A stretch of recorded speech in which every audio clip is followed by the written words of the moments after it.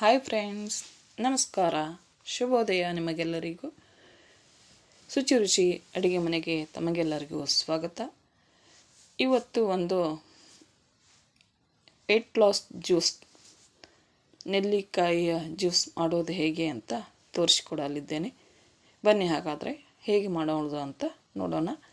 ನಾನು ಇಲ್ಲಿ ಅರ್ಧ kg ಬೆಟ್ಟದ ನೆಲ್ಲಿಕಾಯಿಯನ್ನು ತಗೊಂಡಿದ್ದೀನಿ. ಇದನ್ನು ಮೊದಲು ಸ್ವಚ್ಛವಾದ ನೀರಿನಲ್ಲಿ ಇದನ್ನು ಕ್ಲೀನ್ ಮಾಡಿಕೊಂಡು ಬರ್ತೇನೆ.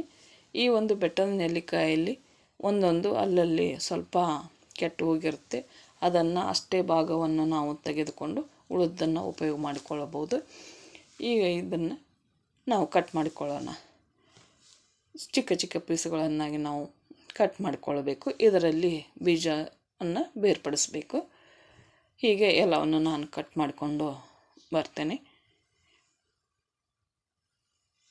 ನೋಡಿ, ಹಿಂಗೆ ಪೀಸನ್ನು ನಾವು ಕಟ್ ಮಾಡಿಕೊಂಡು ಅದರಲ್ಲಿರುವ ಬೀಜವನ್ನು ಬೇರ್ಪಡಿಸ್ಕೊಳ್ಬೇಕು. ಈ ಒಂದು ಬೆಟ್ಟದ ನೆಲ್ಲಿಕಾಯಿಯು ನಮಗೆ ಆರೋಗ್ಯಕ್ಕೆ ಒಳ್ಳೆಯದು ಅಂತ ಎಲ್ಲರಿಗೂ ತಿಳಿದ ವಿಷಯ.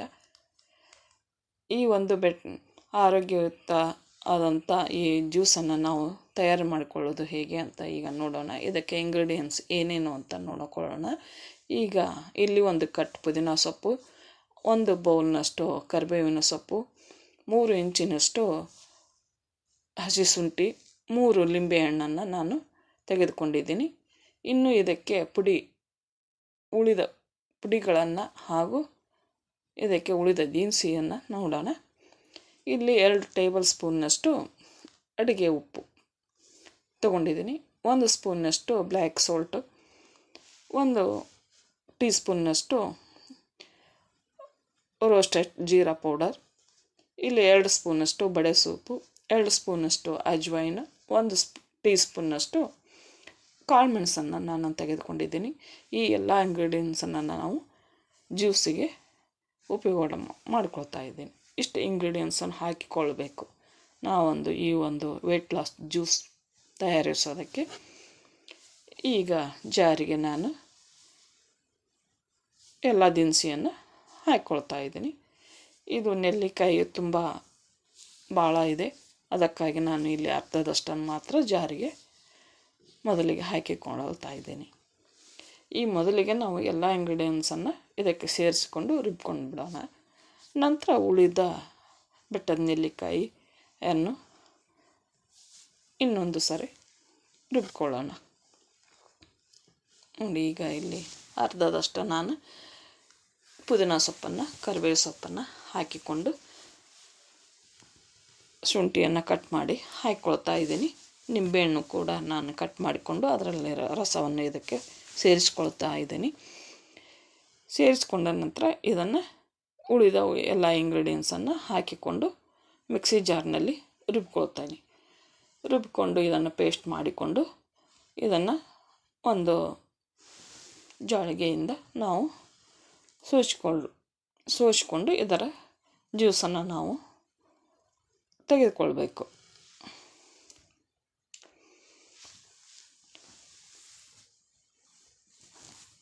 ಈ ಒಂದು ಬೆಟ್ಟದ ನೆಲ್ಲಿಕಾಯಿ ಜ್ಯೂಸ್ ನಮಗೆ ವೆಯ್ಟ್ ಲಾಸ್ಗೋಸ್ಕರ ನಾವು ತಯಾರು ಮಾಡಿಕೊಳ್ತಾ ಇದ್ದೀವಿ ಅಲ್ವಾ. ಇದು ಹೇಗೆ ಇದರಿಂದ ನಮಗೆ ಬೆನಿಫಿಟ್ಸ್ ಇದೆ ಅಂತ ನೋಡೋಣ. ಇಲ್ಲಿ ಬೆಟ್ಟದ ನೆಲ್ಲಿಕಾಯಲ್ಲಿ ವಿಟಮಿನ್ ಸಿ ತುಂಬ ಹೇರಳವಾಗಿ ನಮಗೆ ಸಿಕ್ಕುತ್ತೆ ಮತ್ತು ಇದರಲ್ಲಿ ಫೈಬರ್ ಅಂಶ ತುಂಬ ಜಾಸ್ತಿ ಇರುತ್ತೆ. ಇದು ಫೈಬರ್ ಅಂಶ ಇರೋದರಿಂದ ನಮಗೆ ಕ್ರಿಯೆಗೆ ಸಹಾಯ ಮಾಡುತ್ತೆ. ಹುಳಿಯ ಅಂಶ ಪದಾರ್ಥ ಇರುವಂಥ ಯಾವುದೇ ಪದಾರ್ಥವನ್ನು ನಾವು ತಿಂದಾಗ ನಮಗೆ ಜೀರ್ಣಕ್ರಿಯೆ ಅತಿ ಈಸಿಯಾಗಿ ನಮಗೆ ತಿಂದಂಥ ಆಹಾರ ಜೀರ್ಣ ಆಗುತ್ತೆ ಮತ್ತು ಮಲಬದ್ಧತೆ ನಿವಾರಣೆ ಕೂಡ ಆಗುತ್ತೆ ಮತ್ತು ನಮಗೆ ಸ್ಕಿನ್ ಗ್ಲೋ ಆಗೋದಕ್ಕೆ ಸಹಾಯ ಮಾಡುತ್ತೆ. ಹೇರ್ ಗ್ರೋತ್ ಆಗುತ್ತೆ ಹಾಗೂ ಹೇರ್ ಕೂಡ ಕಪ್ಪಾಗುತ್ತೆ. ಹಾಗಾಗಿ ಇದನ್ನು ನಾವು ದಿನನಿತ್ಯ ಆಹಾರದಲ್ಲಿ ಬೆಟ್ಟದ ನೆಲ್ಲಿಕಾಯನ್ನು ಯಾವುದೋ ಒಂದು ರೂಪದಲ್ಲಿ ನಾವು ತೆಗೆದುಕೊಳ್ತಾನೆ ಇರಬೇಕು. ಜೀರ್ಣಕ್ರಿಯೆ ಹಾಗೂ ಕಡಿಮೆ ಇರುವಂಥ ವ್ಯಕ್ತಿಗಳಿಗೆ ಇಂಥ ಹುಳಿ ಪದಾರ್ಥ ಇರುವಂಥ ಹಣ್ಣುಗಳಾಗಲಿ ಇಂಥ ಬೆಟ್ಟದ ನೆಲ್ಲಿಕಾಯಿಗಳನ್ನು ನಾವು ಸದಾ ಉಪಯೋಗಿಸ್ತಾನೆ ಇರಬೇಕು. ಅಂದಾಗ ನಮಗೆ ಜೀರ್ಣಕ್ರಿಯೆ ಸರಳವಾಗಿ ಆಗುತ್ತೆ ಅಂತ ಹೇಳ್ತಾ, ಈಗ ಇದಕ್ಕೆ ಎಲ್ಲ ಇಂಗ್ರೀಡಿಯೆಂಟ್ಸನ್ನು ಹಾಕಿಕೊಂಡು ನಾನು ರುಬ್ಕೊಂಡು ಬರ್ತೇನೆ. ಅದನ್ನು ಫಿಲ್ಟ್ರ್ ಕೂಡ ಮಾಡಿಕೊಂಡು ಒಂದು ಗಾಜಿನ ಬಾಟ್ಲಿಯಲ್ಲೋ ಅಥವಾ ಸ್ಟೀಲ್ ಬಾಟ್ಲಿಯಲ್ಲೋ ಇದನ್ನು ತುಂಬಿ ನಾವು ಸ್ಟೋರ್ ಮಾಡಿ ಇಟ್ಕೊಳ್ಬೋದು.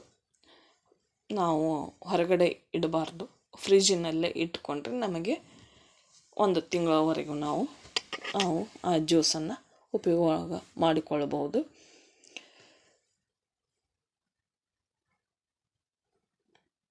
ಈ ಒಂದು ನೆಲ್ಲಿಕಾಯಿಯ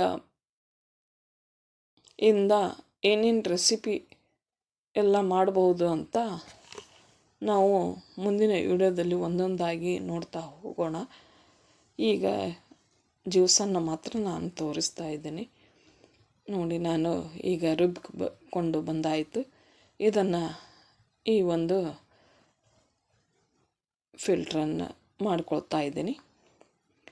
ಹೀಗೆ ಇದನ್ನು ಒಂದು ಸಾಣಿಗೆಯಿಂದ ಸೋಚಿಕೊಳ್ಬೇಕು. ಏಕೆಂದರೆ ಇದರಲ್ಲಿ ಸ್ವಲ್ಪ ಗಟ್ಟಿ ಪದಾರ್ಥ ಇರುತ್ತೆ ಅಲ್ವಾ, ಅದನ್ನು ಸೋಸಿಕೊಂಡಾಗ ಮಾತ್ರ ನಮಗೆ ಲಿಕ್ವಿಡ್ನಂಥ ಪದಾರ್ಥ ಸಿಗುತ್ತೆ. ಅದಕ್ಕಾಗಿ ಇದನ್ನು ಸೋಸಿಕೊಳ್ಬೇಕು. ಆ ಸೋಸಿಕೊಂಡಂಥ ಪದಾರ್ಥನೂ ಕೂಡ ನಾವು ಉಪಯೋಗ ಮಾಡಿಕೊಳ್ಬೋದು. ಅದು ಹೇಗೆ ಅಂತ ಆಮೇಲೆ ಹೇಳ್ತೀನಿ. ಈಗ ಇದನ್ನು ಇಷ್ಟು ಒಂದು ಜ್ಯೂಸ್ ನನಗೆ ಅರ್ಧ kg ಬೆಟ್ಟದ ನೆಲ್ಲಿಕಾಯಿಗೆ ಇಷ್ಟೊಂದು ಜ್ಯೂಸ್ ಬಂದಿದೆ. ಈಗ ಇದನ್ನು ನಾನು ಬಾಟ್ಲಿಯಲ್ಲಿ ತುಂಬಿಸ್ತೀನಿ. ಹೀಗೆ ಒಂದು ಗ್ಲಾಸ್ನಿಂದ ಸ್ವಲ್ಪನೇ ಜಾರಿ ಈ ಒಂದು ಬಾಟ್ಲಿಗೆ ಜ್ಯೂಸನ್ನು ಹಾಕಿಕೊಂಡು ಹೀಗೆ ಮುಚ್ಚಿಟ್ಟು ನಾವು ಫ್ರಿಜ್ನಲ್ಲಿ ಸ್ಟೋರ್ ಮಾಡಿ ಇಟ್ಟುಕೊಳ್ಬಹುದು. ಹಾಗೆ ಒಂದು ಸ್ವಲ್ಪ ನಾವು ಐಸ್ ಕ್ಯೂಬ್ಸನ್ನು ಕೂಡ ನಾವು ತಯಾರು ಮಾಡಿಕೊಳ್ಬೋದು.